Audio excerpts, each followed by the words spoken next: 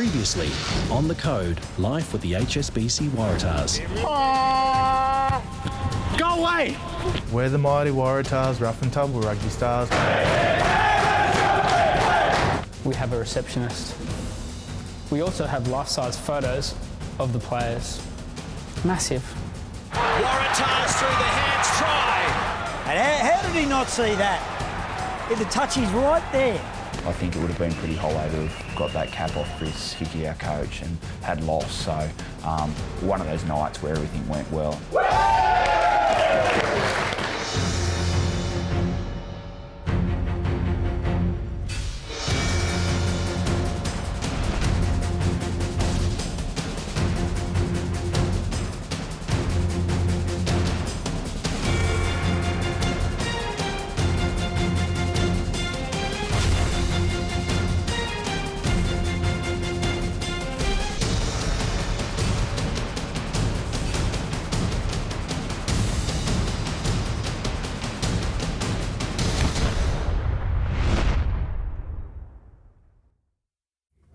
Chris, how you going? It's Jeremy Tills calling from the Waratahs. How's your day going?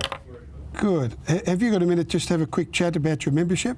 Selling memberships is not listed in Coach Chris Hickey's job description. However, with a constant focus on growing the fan base, coaches and players are adding a personal touch. I'll just transfer you now. Thank you. Transfer number, transfer. With a lot of those, particularly the new backs together again for the second year, that that'll certainly help us in that regard. Boom, 2. Come on. Didn't he have 4 memberships though? Nah, he's a life member. I'm going for the big dogs.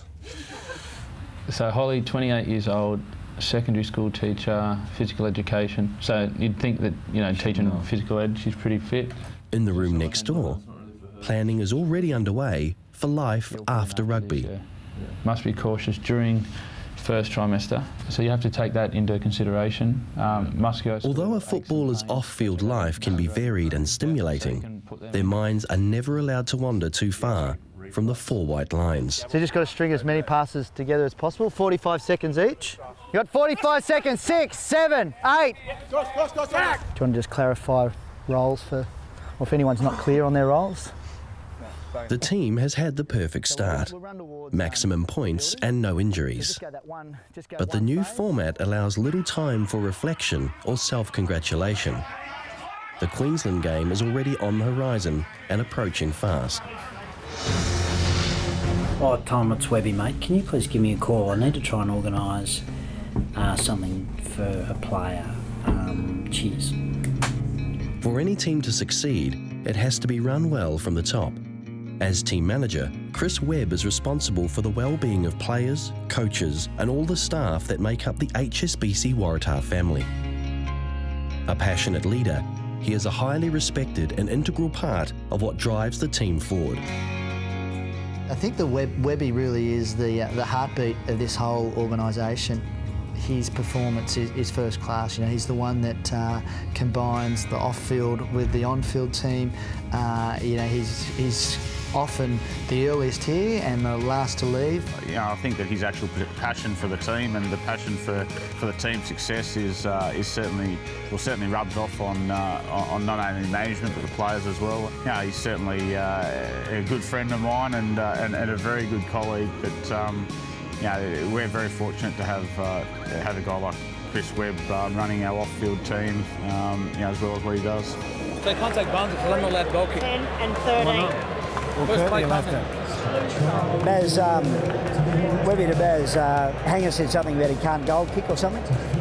At the end of the day, mate, I get to hang out with 60 of my closest mates every day and travel the world playing the game that we love. So what I love about the job is that you can have a direct and indirect input into the success of the team. How are you, bionic arm? Pretty good, mate. You seen him striding out? I did actually. I saw you. Can't call him bionic arm. You got to call him the $6 million man. Mate, he's a $60 million man as far as I'm concerned. We're approaching how this team performs and how this team plays this game by not worrying about who takes the credit. The fact that the whole team work together, whether you're a player whether you're a manager, whether you're a coach, whether you're a volunteer, whether you're the CEO or even a supporter, not worried about who gets the pat on the back, but that end result. That to me is what rugby's all about. And we're lucky here at the Waratahs that we've got a bunch of blokes, both on and off the field, and ladies too for that matter, that are about that.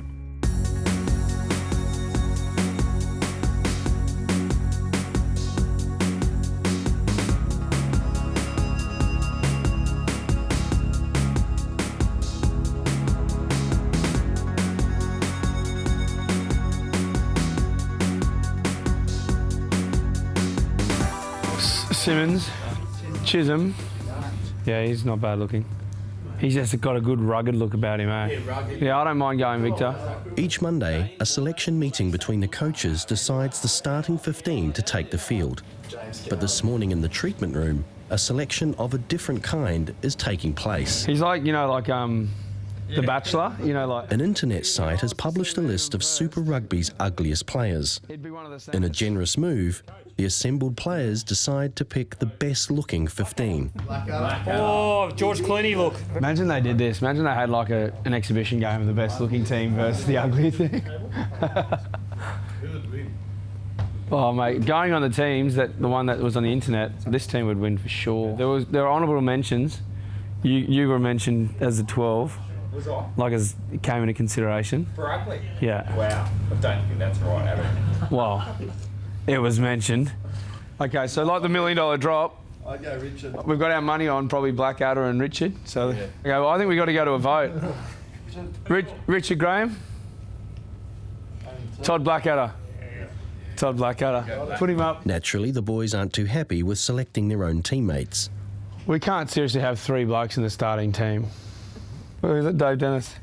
And find ways to eliminate the HSBC Waratah candidates. He's got one eye wonky than the other one. Hang on. We'll go back. So we've got Deno or look at this. Jerome Kano. Yeah, boy. Yeah. I don't even think we need to go to a vote, do we? I'd prefer if there was less of our front rowers in that group, to be honest. Yeah. And I was saying the coach for you, I was putting your hand up. I was, mate, you know, because you give me that rough look, you know. I love it.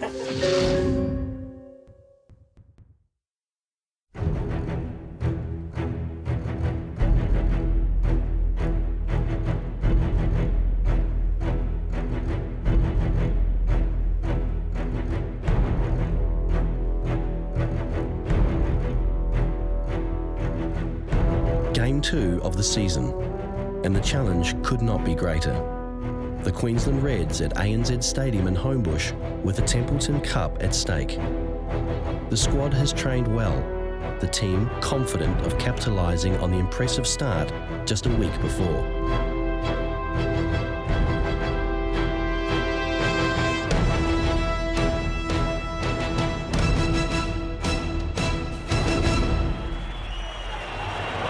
.35, 36 metres back. Good strike. A better start for Berwick Barnes tonight. Webby to Sharon, Webby to Tom. Team manager is a position that requires a great deal of patience and a fair dose of diplomacy. Oh, you can't stop play for a bloke's shoe not being there. Mate, who cares? That's his problem. Get him to tape it up. You can't stop play for that. Come on, Moisey.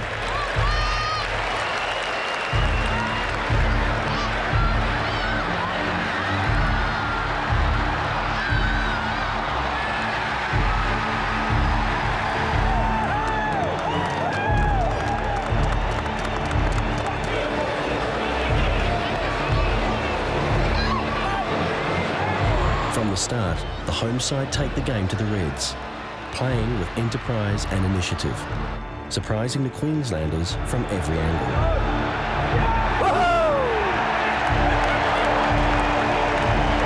The speedster. Oh, what a now again on Davies. Tough. Sharon. Rod Davies had a massive collision. Rocket's gone, is he? Rocket's gone, yeah. Cat. Don't get too wound up. I'll tell you what. You ready up? At the 10-minute mark, 17 for 1.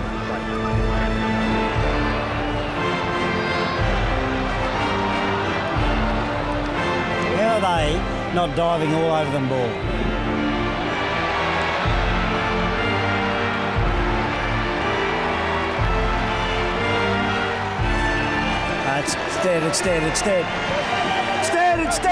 It's dead. On you go. Play the zones of the field, nice and controlled. If it's on, it's on.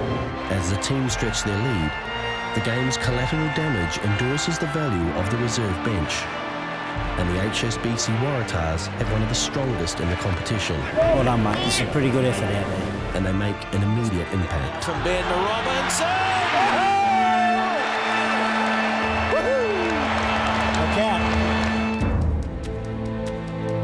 Historically, the battles between New South Wales and Queensland go back, over 100 years, and that's significant in itself. It's important to win the Templeton Cup, and retain it, and it's important to hold it for 7 years straight now is something that we're pretty proud of. I think you crank it up a little bit against the Queenslanders, and I think the boys are really passionate about going out there and I guess making a statement. I guess, there's no greater foe than Queensland, and in my time, we've been lucky that the last 3 years we've managed to get over them each time. Last year being a very exciting result, which, looking back at it, was a great victory for us, but probably not our greatest performance. Comparing that with Saturday night, where I thought we played very, very well.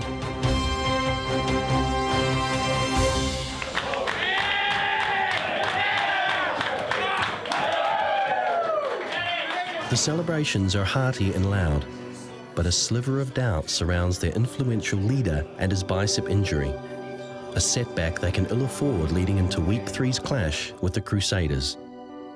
Yeah, I got a pretty significant whack on the arm, and it's hard to exactly know what it was, and it sort of felt like a cork or some sort of trauma in the area, and had a look at it, and then we made the decision that the team would be better off if Chris Alcott came on and Dean took over the captaincy. He did suffer a significant injury to his left bicep. I guess on further assessment at half-time it became reasonably clear we were dealing with something that was look a little bit significant. Warry's off, so Dean will be captain. 19 for 7. Mum, 4 captain. I think he actually played at 3 months, which means maybe we could go 10, 12 weeks. Let's see what happens tomorrow. Is it definitely gone? It's gone? Yeah. I was more convinced when I saw it at half-time than I was on the field. I had a glimmer of hope. It's a longer season, I suppose. That's what we have to do. I was shocked because he never really gets injured. He goes off, he comes back on. But for him to go off at half-time was something new, but the co-captain sort of stepped up and done a really good job.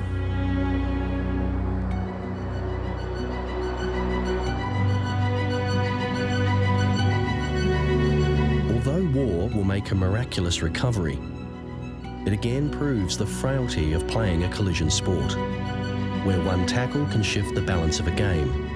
One loss can affect an entire season, and where factors beyond anyone's control can remind the teams to concentrate on one game at a time and resist the temptation to look too far ahead.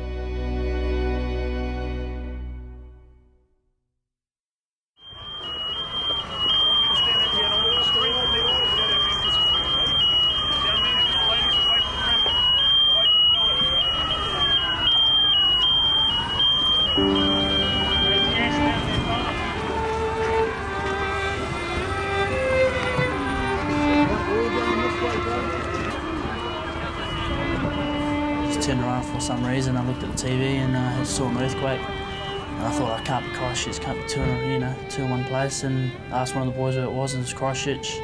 Checked my phone again and had about 10 missed calls again from my missus again.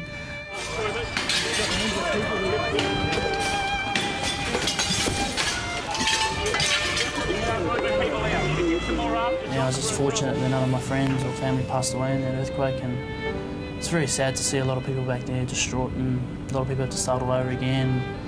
Actually, a lot of friends have lost their jobs over this, and yeah, no, it's very, very devastating.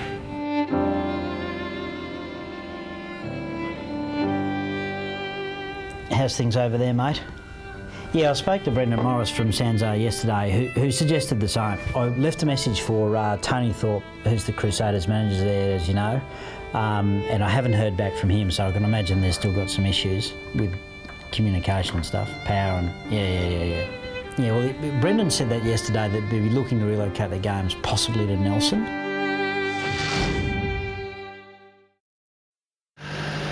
If you hang around long enough, you will notice a busy group of people shepherding all manner of equipment to and from training, games and events.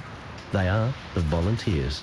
We talk about the family involvement here at the Waratahs, and we're extremely lucky to have three guys, retirees, who are former club fellows, who are mad, passionate Waratah guys who come in and assist us in their own time and are a crucial part of the team. It's almost their reaction that puts things in perspective, and you actually understand how important what you're doing is and what it means to people, and to have Ronnie and Chris and Peter as well to come in and help and just have them around the place and enjoying what we do, and we're enjoying obviously their support. It's good for culture and good for the environment. I go to work at 4 o'clock in the morning.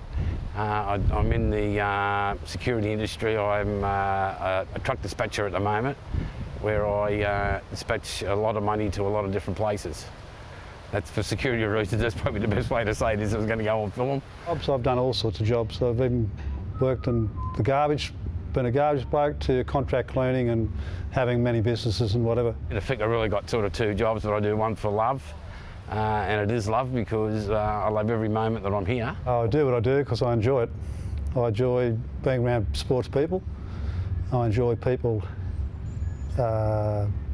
progressing in their life and showing somebody signs of positive thinking instead of putting needles in their arms and drugs where I've come from. Well, what I'm actually doing now, I'm confirming all the jumpers and jumper sizes for this weekend's game. This is size 36. Little secret that Phil will actually change his shorts at half time. I always have one specially put away for him. So when he comes in, I have his jumper and his shorts all ready to go for him to change. The smallest bum would be Curtly Beals. And the biggest is we've got a chap in our second team called Willie. We haven't got a pair of shorts to fit him at this stage. I sort of go out of my way to make sure everything's right. So when the players walk into the dressing room, it's all there for them. And they pick it up and go into all they think about once they walk in the dressing rooms, the football and what they've got to play. They're not some older fellows who come and hang out with us. They are integral members of this team, and the players and staff alike respect them, and their contribution is something that's hard to measure, but without them we wouldn't be where we are, that's for sure. At 11 a.m, the guns on the Western Front fell silent after more than 4 years of continuous warfare. In our everyday lives, let us endeavour to carry out those traditions established by past and present conflicts at such tragic costs. So let us mourn with pride, but let us remember with equal pride all those who served and who are still serving. May we prove worthy of their sacrifice. Age shall not weary them, nor the years condemn. At the going down of the sun and in the morning, we will remember them, lest we forget.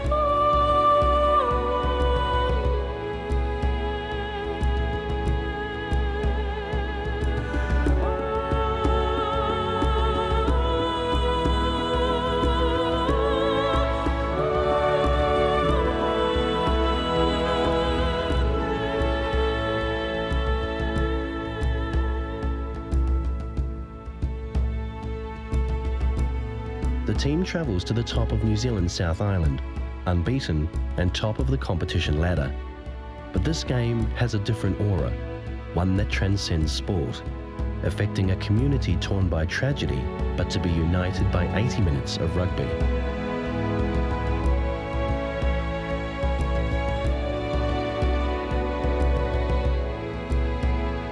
Well, the reason it's played at Nelson is the devastating earthquake in Christchurch did so much damage, and as I said, it doesn't do justice seeing it on TV. The damage is absolutely incredible, and there is no way it could have been played at the AMI Stadium down there. So it's been transferred to here. I think they had a choice of 3 or 4 different grounds, but I think ours came out on top, and by the look of it today, it's just absolutely beautiful here. So I think we've seen so much on TV of the disaster that I think to have the rugby now is going to be a great thing for us. We need it. We need it badly. We need the win, but whether that happens or not, a couple of hours will tell that. New Zealand rugby fans respect one thing above all else, that you bring your best game no matter what the circumstance. The two traditional rivals will respect the moment, but won't hold back. Polota-Nau, but he plants it nicely behind him. Now they get it away to Dean Munn, slipping the first tackle. 5 metres from the line. Waratahs continuing to press. Can the Crusaders hold it? Oh, beautiful offload. And in goes Carter at the corner. So he wins the ball back. Yeah, I would have thought so. But anyway, play carries on. And now here's a big run from Moen. Gets a beautiful pass away to Burgess. And Burgess is going to score.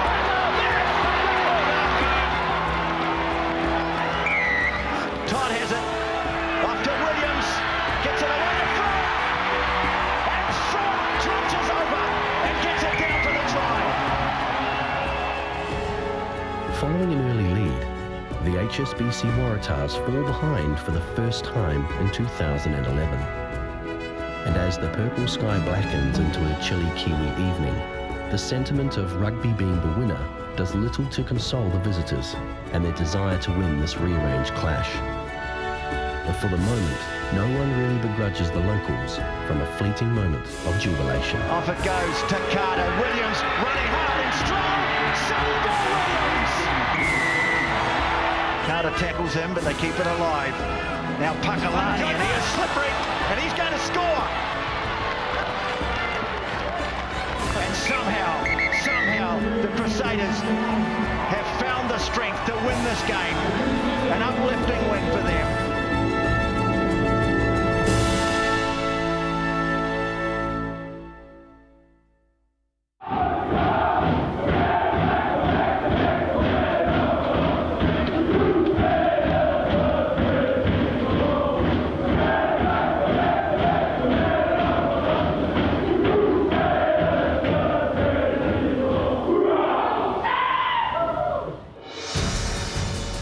Next time on The Code, life with the HSBC Waratahs. The team tell me there's unfinished business. Of course there is. We came third. We want the ultimate prize. Okay, we're always assuming it's more. Up we go. Yep. Go for it. He's off the top. Pretty excited, you know. I've only done it once before. Moving back to the SFS, there's always a lot more going on in terms of game day. We're going to make sure we bump in everything nice and early before everyone gets into the ground. That's service, but the boy's working for you. Getting back there, Pretorius can't quite hold on, and Drew Mitchell gets going. But he's going to run out of room. Change the momentum, boom. Those kind of games are good. It's good to have them at the start of the season. I think the boys will be better for it. Certainly stops you feeling sorry for yourself having kids. If you do have a loss, but then one of your kids is crook, then you forget about the loss. You're going to win big time. Try to the Waratahs.